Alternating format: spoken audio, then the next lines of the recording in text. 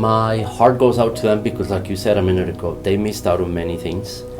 And unfortunately, things like this happen not only in school, but they happen all over the world. I mean, and it happens in life. Many times you just cannot get your way. Many times you just have to go along with the circumstances that you're living in. And my take on this, and for my students, and to tell my students and to tell the senior class, is that they don't have to worry about anything, because this happened for a reason. And that reason is going to make them stronger. And they are going to be successful in the end. And all this adjustment and everything, if it happened for a reason, it's because it's going to be helpful for them in their university or military or work career, because I know that they will be able to adjust. Because like I said a minute ago, the world changes every minute. It's so complicated, and now you have to learn how to be flexible in everything you do. And this flexibility that the students prove to have, and the teachers and everyone, it's going to be an asset for them, and it's going to make them better, stronger, and better suited for this world.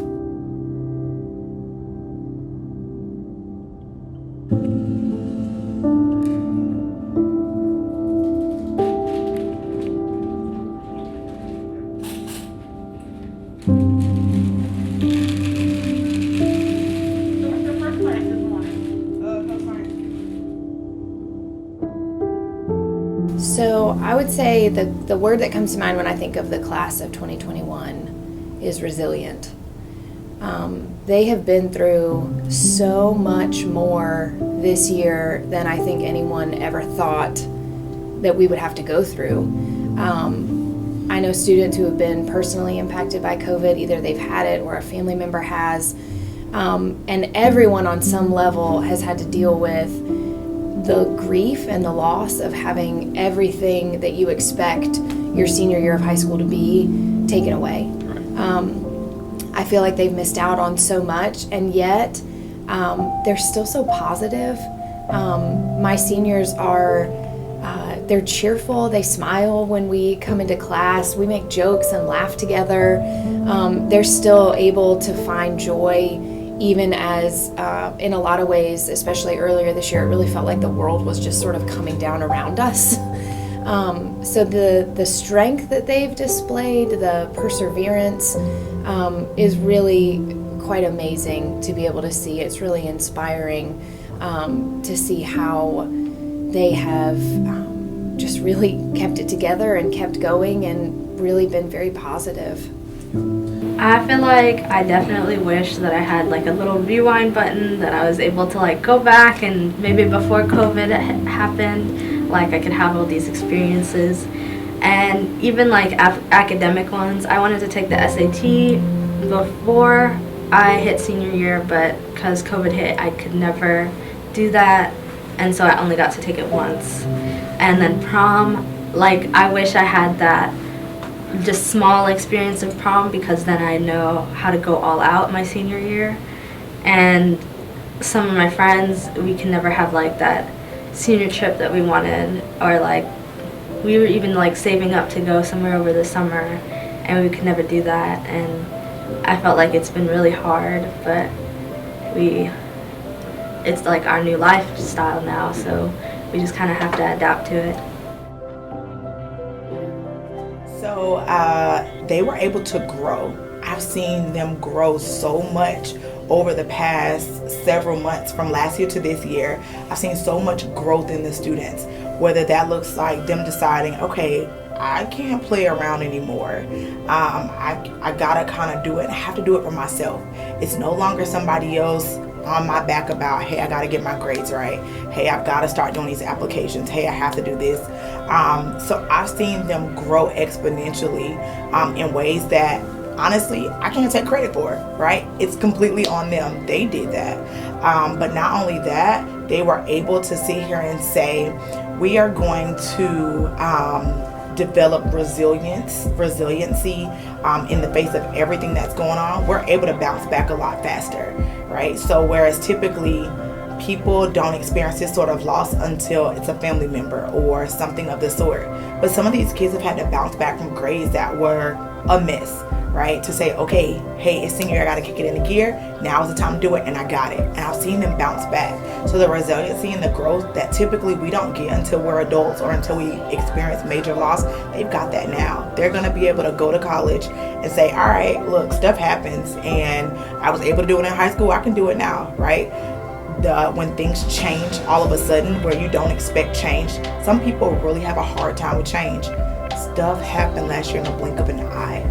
And so we were in school one day and literally were out of school for months, right, the next day. And with that, our students are now going to be able to say, all right, stuff happened, let's go. What happens next? Boom, I got this, I can do it. And so that in itself is going to be a huge life lesson that they'll be able to take and transfer it to so many other things in life.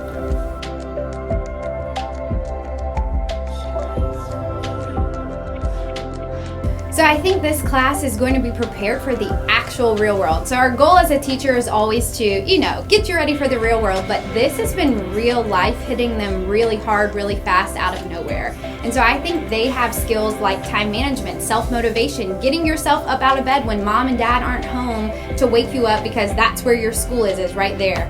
So I think they're learning some real life skills really fast. And maybe they didn't enjoy learning those skills, but they have learned them. And I think that kind of sets them up for more success than maybe senior classes in the past, because they've experienced this whole new way of learning and doing, and they've had to have perseverance through all of this because it hasn't been easy and it hasn't been fun, but they still have to wake themselves up every morning and log on to the Google Meet and do their stuff. So I'm impressed because I know that they are set up for a more successful future, probably from past senior classes that would have to learn it, after their third year of college or whatever. These kids are ready to rock and roll because they have had those real life skills that they kind of just got thrown into and had to learn really quickly.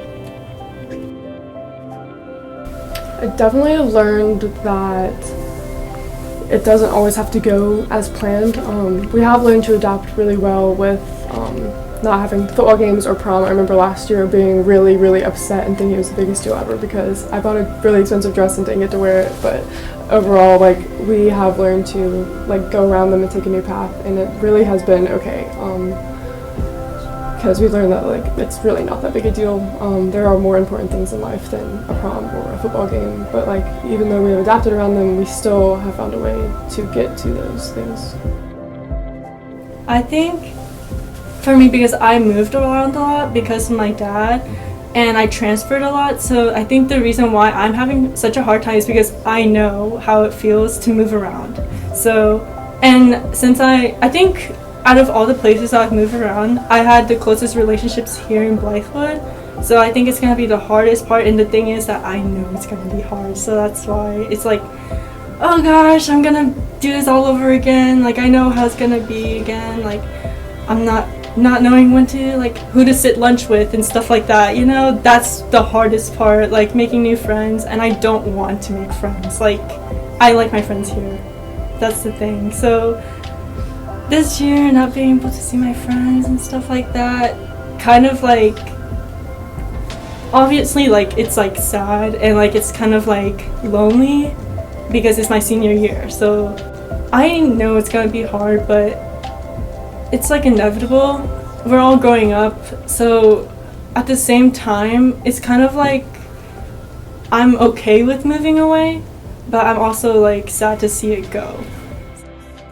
I would say honestly, I think our teachers and everything did a really good job adjusting, because that has to be really, really hard, just switching from what you know to something completely different.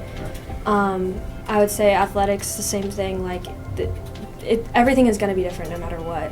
It's just kind of about how you react to it. And so I feel even our students, it hits you really hard, especially in the beginning. It was kind of well, we're not going to have a senior year. But at this point, I think everyone's kind of just ready for the future and kind of ready to go into college and see what we can have now that we've missed so much. I think they've learned that, don't take things that normal times that we call what was normal.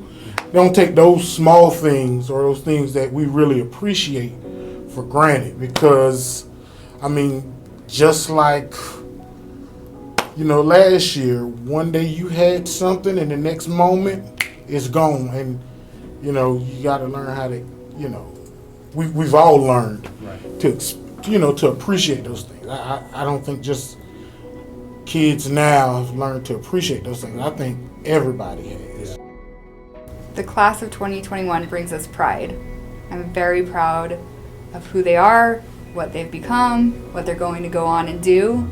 And they have been through trials and tribulations, and every person has their own story, and every person has their own way that they dealt with the things that have happened over the last couple of years. And I'm just proud. I'm proud to be a part of a school where we are sending successful people off into the world, and we have such diversity here, and we have people from all different backgrounds, from all different parts of the U.S. and of the world, and every individual in the class of 2021 is important, and I wish them all the best. I wish I could give every single one of them a hug, even though I don't even know all of the class of 2021, but just the fact that they have done so well and worked so hard, and a lot of their accomplishments have gone unnoticed when they normally probably would have been recognized a little bit more, and they've stuck with it.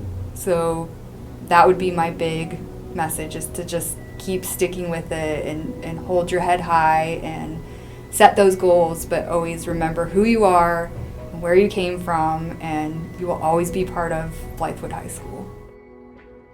But what I would really want them to know is that you are here to learn, but you're also here to have fun. You want to be serious, but you don't want to take yourself so serious to the point where you make life miserable for you. If you are faced with a challenge, do what we used to do: sit in class, stop, think about it, come up with a list of steps in order to solve it. If you have a bad day, we used to play the song, "So You Had a Bad Day." So they would come in every day and someone would be crying or someone would be upset, and they'd be like, "Dr. Hardy, I had a bad day." If you need to go and play the "I Had a Bad Day" song to get through the bad day, and then we would play Taylor Swift, "Shake It Off," and then we would go on with lessons. So if you still need those little coping things, please feel free, to do so, but you just don't need to take life so serious where you actually miss life because you're so focused on one thing and you miss out on all of the fun things that life has to offer. First, with my family, I would definitely say thank you. They have been my number one support through everything that I do, every club I went for, every activity I did, every honor society that I got inducted into. They were there for me in that stand, watching me walk across that stage, get my medal, get my award. And I could not be prouder to have a family that has that support and love that you can do those things with. For my senior class, I would tell them to be true to themselves. There are going to be a lot of people that are going to doubt you. They're going to think you can't do something, but you have to believe in yourself first and push yourself to get to your dreams and where you want to be. I think I would just tell them to embrace life. Remember that things can change at the drop of a hat, that things are out of our control, and that they are capable of doing any and everything that they set their minds to, and that we're better together, that we need people, we need support systems, and we need to always remember that, and how important people are in our lives, and those relationships that we build, and the way that we lean on each other and depend on each other, that is what life is really about. I think, first of all, I would say thank you. Thank you for the opportunity to be a part of your life, even if it is for that snapshot. I think I would also encourage them to continue to think outside the box, to really recognize and evaluate the world around them. Yeah, I would probably start with saying thank you, just to everybody, from my best friends to my girlfriend to the kid at the back of the class that just seems to disappear sometimes, or the random kid in my art class that we bonded over painting, or I don't know, anything. I've lived in Blythewood all 18 years of my life, so I grew up with this school and this senior class, and all the way I remember kids in my kindergarten class, And then some of those kids move on and go to different schools, and I can see them growing and seeing them do their own thing. So to the ones that stayed with me, I'd say thank you.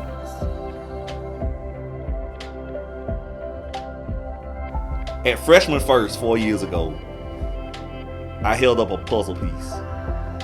Okay, and I spoke about this puzzle piece, and I don't know if they remember this or not, but every piece in a puzzle is unique. All the pieces that's in the box, each one is a little bit different, and they each have a certain place that they belong. So some of them are edge pieces, some of them are, corners, centerpieces, whatever, but they all serve a purpose. But the puzzle isn't complete without each and every last piece. What I would tell my students and what I would tell these graduates is they are each unique and special in a different way. They each have strengths, they each have weaknesses. They each have a purpose. And it's up to them. They will know their purpose when they find it. Some people will know their purpose immediately.